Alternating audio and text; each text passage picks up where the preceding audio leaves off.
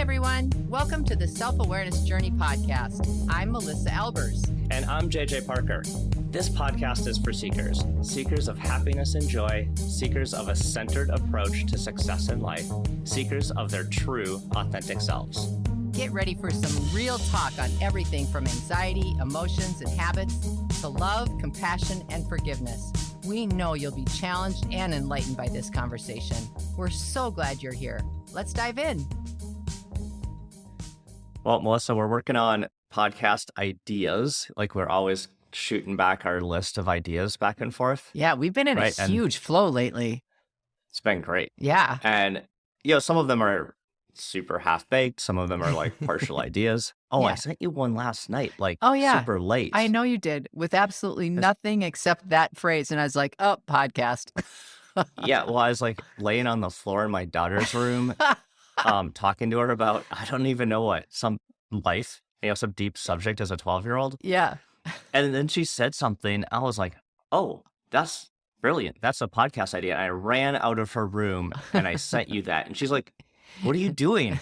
Like, podcast idea, so this whole thing infiltrates our lives. I know it does. Absolutely. Actually, before we even talk about this topic, I have a really good friend I haven't talked to in months. And I texted her yesterday and I'm like, I miss you. What have you been doing? And she goes, oh, well, I listened to the pod. And I was like, what? Wait, what? No, but that isn't the same thing. Like, she doesn't feel like she's missing you. No. Because she listens to the pod, but you haven't heard from her in months. Exactly. Yeah. Yes. And it was That's so funny. funny. Her response was duh. Like, what are you talking about? We chat every week. Jeez. Oh, the side effects of having a podcast. Nobody understands.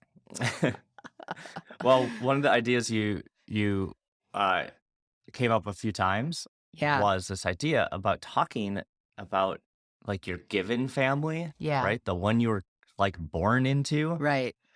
Versus your chosen family, and your chosen, maybe not versus, but and your chosen family. Like as we go through life, like another set of people kind of emerge around us that are just as or possibly more important to us than our given family, our immediate birth family. So yeah, it's funny, what kind of spurred you on to this idea? Yeah, well, actually, it's interesting because I have what I call my adopted mom. She calls me her adopted kid, and her name's Maxine, and I love her so much. She has been my adopted mom since I was 15 years old. And she was my first high school boyfriend's mother. And really? Yeah. And she taught me so many things. Like I bake hundreds of cookies at Christmas time. That was because of her. She taught me. That's from her? Yeah. She taught me how to do that. And my very first job, I worked as a certified nurse's assistant in a nursing home for 6 years. And she's the one who helped me get that job. And I worked with her every other weekend for 6 years. She was the person that I could go to really for anything. And it's funny because we sort of looked alike, same coloring. And we just are like so close. And now she's 92, which is hilarious to me because she acts like she's 60 still. She dresses like her body, everything. She's just very, very youthful. But I've made a commitment to both she and I that I love, which is I get to see her about once every 3 weeks. I try to spend half a day. We spend half a day together and just do anything like fun stuff or nothing or watch a movie or it doesn't matter. And then I also have other people in my life that have been like adopted family to me. I have another adopted mom named Kay, who was my best friend's mom all through high school. And she bought groceries for me. Hmm. She was a person that, and I had such a tumultuous growing up. My mom and I did not have a good Mm-hmm. relationship. If anyone's listened to the pod, they already know that. And so it was really, really hard for me. And so I was really in a place in my life where I was desperate for close female advisors, so to speak. Mm-hmm. I had my grandmother always, but that's a little different. Yeah, yeah. Your grandparent relationship is always a little Yeah. different than a parental relationship. Yeah. Although my grandmother was the closest person to me in my whole life, these other women were and still are significant people in my life. And now I am that for a lot of my kids' friends. Mm.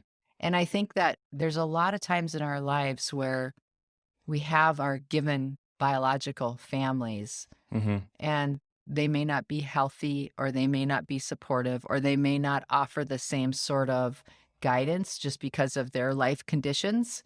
Mm-hmm. And I think it's really important to talk about the value of choosing your own family members. Mm-hmm. Yeah, that's really interesting. Even as you were talking, I was like thinking, it's almost like, you're looking for, yeah, like a mentor, right? You're looking for someone else in your life to give you that kind of like pillar of like stability Yeah. and comfort Yeah. and love.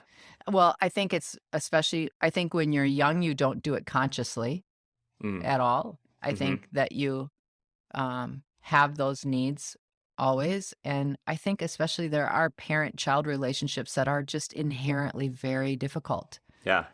And then I was thinking about that boyfriend. He's like, Melissa's my girlfriend. Well, but she likes my mom better. Yeah. Yeah, and that's true, because the mom one's stuck. We dated like That's 3 funny. or 3 years or 2.5 years or something like that. Yeah, and now he's married, and I love his wife. She's so great. Absolutely love her. But yeah, it is funny. It is funny. Like, we're gonna break up, but I'm gonna still hang out with your mom. Okay, actually, okay, to plus one that, let me just give you the whole story, just since we're in the middle of the conversation. So his oldest sister, Jill, co-signed my very first car loan because my family wasn't up for that. My mother wasn't up for that. His other sister and I were roommates. Wow. She was my first roommate, and we're still friends today, and we still do things together. I mean, yeah, I'm kind of on two sides. I'm like, it's amazing that you found them to be part of your part of your life, and it's amazing that also they brought you in and did all of that stuff for you. I mean, know. You talk about choosing a family. Well, that's like amazing story about that on both sides. Yeah, it's true. And I think as a result of that, I've made decisions as an adult. If we all have, most of us have kids or are involved with kids in some way, shape, or form, or have been in our lives. And, even in high school, like most of us have been kids in our lives. No, true. Did I say that? Oh no. I know. That's how I heard it. Most of us. I started out as a zygote. Yeah. No, but we've all had relationships with children and kids, whether they be our own or whether we have a boyfriend or girlfriend that has children, that we are co-parenting or whatever it is. But I think that it's really important to understand the value of a relationship that is not a biological relationship. Making those choices to choose intentionality and to be a family. So, like, for you, your experience as when you were young, and being in a situation where you weren't quite getting what you needed or what you wanted from your biological family, and then you found another set of people to really fill that gap. You kind of talked about it a little bit, but how does that affect the way you see family units Yeah. as an adult now? Yeah. Well, and plus I'm an only child, and I moved over 20 times before I was 18 years old. Mhm. And so there was this sort of um there was just So there so you have a lot of things that affect the way you think as an adult. A very nice way to put it. I just rock slowly in a corner, not a tight ball, just a loose ball in through the nose, out through the mouth. No, I was going to say, I am intentionally very open-minded about Hmm. family structure and Mhm. how people see family. And it's funny because I think there's also, in some situations, maybe more often than not, people feel guilty for feeling this way. Like they could Mm. feel guilty that they feel closer to their best friend. That best friend feels like a sister or a brother Yeah, versus their real sister or brother. right. Um, and I don't have those feelings of guilt or shame or anything. I think it's absolutely wonderful when we can collect people in our circle that we love as though they are Yeah, our family. I try to be very open and encouraging of that, of those yeah. That's relationships. that's interesting. There's a phrase. Actually, one of my kids used it in a way that shocked me. Um, like this idea, like, oh, like, the most important thing is family. Like you'll hear all these kind of Mhm. family value phrases, Yeah, like yeah. blood is thicker than water, like Right, all yeah, this stuff that yeah, like tries to describe your your kind of given family or your biological family as the most important set of yeah, people in your life. yeah, But that's right. um and then if you don't feel that, then you do feel kind of ashamed. But Right. like Or I've you don't feel always normal. At least you don't yeah, feel like, "I'm not normal because I don't think like that." yeah. But I've always been a little confused by that Mhm. statement, Yeah. right? Because like yes, like DNA flowed in a certain way, Mhm. but that doesn't mean that like my brother and I are going to be for some reason total perfect personality matches and Absolutely. like best friends for the rest of our lives. Like I'm not disparaging my brother here at all, No, but I like understand. it's You're right, though. You're right, like it's a just perfect because we example. grew up together for Yep. like Yeah. a now minority part of my life, like Yeah. 18 years of my life, Mhm. not all of it. Um, it doesn't mean we're like that's the number one relationship. No. And as a matter of fact, I think it's really healthy to think about it like that because too often in coaching even, people have a lot of expectation that they put on family members. Hmm. And we've done lots of pods about that in the past, right? Expectations because of the family member's title that there should be this certain amount of closeness or this Mm. certain affinity because of the family member. You're talking about like your coaching in your professional coaching in business, Yeah. seeing companies whose family members like work at the company or own part of the Though that company could be it. That could be and it. that kind of thing. And But it, the expectation that like the siblings are totally in line mhm. and have Yeah. the same vision for the Yeah. organization, Yeah. which, But it which isn't even by the way is almost never true. It's never true. It's never I do a lot of work in family businesses, that's true.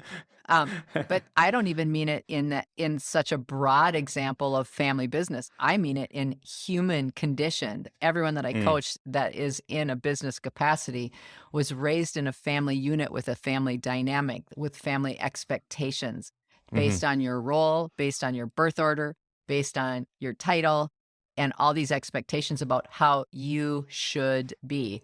And Yeah. that's where things go sideways. And when people have been really scarred by that or Hmm. hurt, deeply wounded as a result of that, they come to work as a wounded person. with strong expectations or strong resentments about certain things. And when they see anything that feels like that in their workplace, they respond in the same emotional way because that's where they're showing up. That's how they're coming to work. Yeah. So this idea that like you should have a really tight bond with your given family, and that should be like the number one priority as far as relationships go in your life. Yeah. Where does that come from? Why do we have that idea in our heads? Why do you think? Why is That's a really good question. I'd be interested in what you think about that. First, I think part of it is kind of instinctual. I think it's part of who we are, like tribal. Because like, you know me, I always like try to bring it back to some of this like very basic survival stuff because that monkey part of our brain is still very present in today's environment. True. And part of family is survival, right? When you're a baby, you need a family to survive. If you're an infant and you're cast out on your own, you will die without a family. It's part of the necessary structure. Even if that family is one other person. Yeah. You just, but it has to be there. So there's a part of just kind of like getting to the next generation that requires some sort of family structure. You know what's funny? Oh, sorry. Go ahead. And then the other part of it to me is there's a societal construct. Yes. Probably based on that survival thing, but it's been really kind of blowing up. Yep. And and kind of religions in there.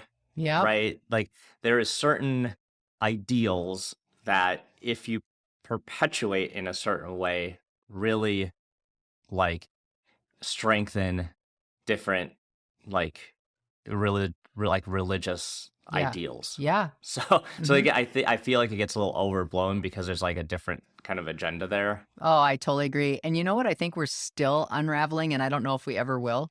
We always, like it's like, what do you consider when you think of quote family? What do you picture? That's funny. Frankly, I got two separate images. I got my like your image. I actually got like a flash of like my biological birth, like my mom, my dad, and my brother. Yep. So mom, dad, 2 kids. Yeah, that's what I got. I got that. Yep. And then I got like a little flash of my friend group. Yeah, interesting. Yep. Right. What's interesting, I didn't get a flash of my own kids, but we'll unravel that in a next podcast. Don't worry, they don't listen to you on this podcast anyway, for sure. Well, the other thing is your chosen family is also your spouse, right? Like yes. Somewhere along the timeline of our lives, we got to choose our partner for the next part of our journey. Yep. Well, you also have our spouses. You also have a unique family structure as well, which we haven't even talked about that yet. Right. We have 2 adopted kids. Yep. So that was a huge choice that you and Amber made. Yep. You became, chosen parents for those 2 boys. Yeah, even when we started talking about this podcast, just we were talking about names, like what would we name this one? Oh yeah. Right. Yeah. Yep. And one of the working titles we had was Your Real Family and Your Chosen Family. Right. And in the adoption circles, saying what's my real family is kind of like a real trigger. Yeah. Well, a real trigger word because we always use bio family for biological family to refer to the boys as birth mom and dad and right and siblings, but who is my kid's real family? What is the definition of who's your real family? We have this conversation with them because as they've gone through their maturing and trying to understand their place in the world and their kind of like adoption story, they've used that to us. Like when they're, it's like one time when one of our kids was like, I don't know, he was like 8 or something, and I wouldn't let him play Xbox all night. Yeah. He's like, I hate you. I want to go live with my real family. And Oh. yeah, that's just him being Ouch. upset that is, Yeah. yeah. Yeah. But then, the next day we talk like, okay, what is a real family? Yeah, Like right. what Exactly. is the definition of a family? Mm-hmm. And then what is real and not? Yeah. Because the to me, if family is the people that are in your life, The nucleus. that that show up every day, whether you're mean to them or not, whether they want to or not, they show up for you every single day, and they're there for you. So Yeah. yeah, Yeah, I think use too. that as a definition. I think too, you know what? We have been on this big push in our country, in this world, to change what we think of as a family in terms of the color, the race, the religion Mm-hmm. of different family members. But you know what? I think we still go back to just what we think of is quote normal. I think everybody has, and I'm doing air quotes, normal picture. And this is what I'm out to really challenge, not in a negative way, but truly challenge what is your belief about what a nuclear family like your given family, because And because I don't want to be too polarizing on this, yeah, but there is like, frankly, I'm trying to like also listen to our conversation. I'm like, oh God, those two sound like raging liberals. But Well, really? Do you think so? Why? Because I'm no, I don't know, because there is whether you call it like a conservative, there's like a conservative mindset that puts family, like the nuclear family, at the center of, yes, like it's like the family unit is the center of the universe, and everything it goes out from there. right. And in a lot of ways, that would be like a more conservative person's view of how things should be. Now, you and I are talking about all sorts of different atypical family structures. Right. Now, I would actually say, I don't think they're hey, atypical open your anymore. mind. Yeah, like open your eyes. It's not the outlier anymore. No, well, divorce is over 60%. Much more the norm. Yeah. Yeah. So that's what I'm saying. That's what I'm saying. It's like, and whatever your belief is, if you don't ask yourself where it came from, you can actually end up making yourself feel really bad if you end up having another really beautiful relationship that you consider close enough to be your family, in addition to, your given family. That's what I'm saying is like, I think there is a lot of shame and guilt that can even just crawl around the edges. Like, oh, I'm closer to, I feel closer to this person than my own mother, or I feel closer to this person than my own brother or sister. And I just think, I don't think we have to feel bad about those things. I think the more the merrier, Yeah. I love it. I'm an only child. So I was always searching for more family because I just love this idea of having this eclectic, just be able to have all these really deep relationships that are very eclectic and come from all different parts of my life and really serve such a great purpose. But I can see like how it could get really complicated, because like on the other hand, so like you found yourself a wonderful person to fill in the gaps where your mom wasn't serving you well. Yep. Right. Well, how did your mom feel about that, right? Did she say, like, did that cause her to be like, oh, I'm failing Melissa? Like maybe she didn't, but like you could even think that. You could even think, oh, this is gonna hurt if I go attach myself to this other person kind of as my adopted mom role. That's gonna really hurt my biological mom. Yeah, right. So the relationships get complicated. They are complicated. And they're ripe for disaster in some ways. Oh, nice word. Nice word. We were doing so well.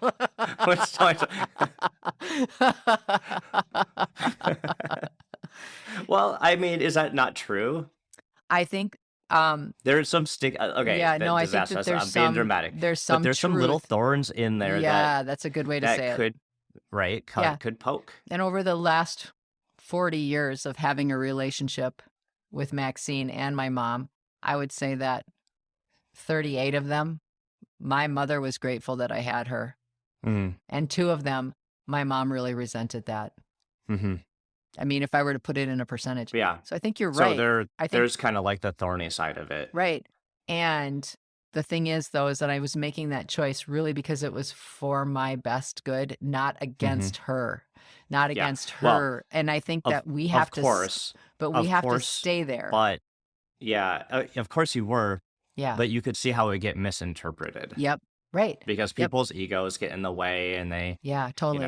All the things we talk about. Yeah, I think that's true. And I think that, I think that's very true. And that makes it even more important to say intentionally choosing your family members, your non-family as your family members is really actually a gift. And it isn't meant to, and should never be used as a weapon. It should never be used, as a way to make someone else feel bad. It should always be, in my opinion, for the highest and best, in all things, the highest and best. Yeah. And we can have such a rich life by having the experiences of other people in our circle that we wouldn't normally have, because they were our given family. Wow. Yeah. So, just as we end, thank you for sharing this story. I mean, this was one of those where I was like, I don't know. I mean, I've got a little bit of experience on this topic, but you sharing these personal stories is beautiful. And thank you. And I don't really do that very easily. Yeah. So good job. Yeah. And I would say and I don't know, Max might listen to this or she might not. I'm going to send her the link when it's ready. And if Max were here with us, I always say, I love you, Max. And she always says, I love you back.